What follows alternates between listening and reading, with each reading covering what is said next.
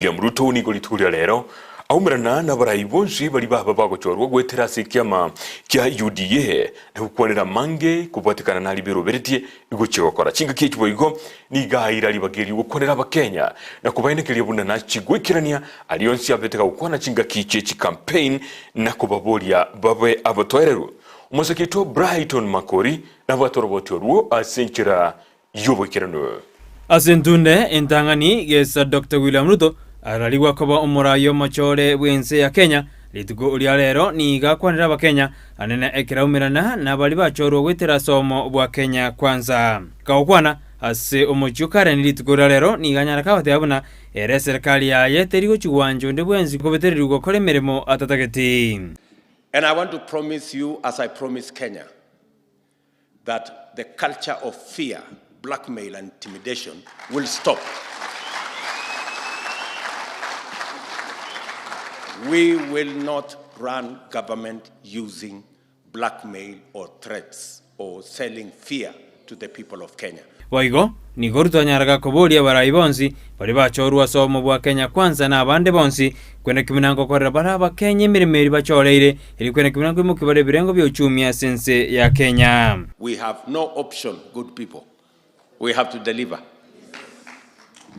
The people being interviewed in streets, in markets, in many places in Kenya want to know when the Hustler Fund is going to be rolled out.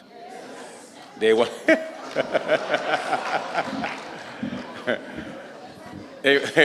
they want to know when the subsidies on our agriculture are going to be rolled out.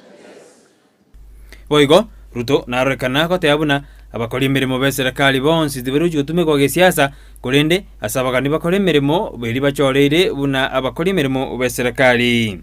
Public service will be professional, and I expect that the public service will serve Kenyans equally without any preference to tribe, communities, or any preference to political affiliations. Public servants across the board, all the way down to the chiefs and their assistants, we will be expecting them to serve Kenyans equally. Waigo nigatebirumna nigaoji kwena kimna ngorigere bara machiko ye bunge aliarerere abawasiri bali bagochorwa kwenda se bunge na kwerera ali bakoreire abakenya. We'll be looking at the standing orders.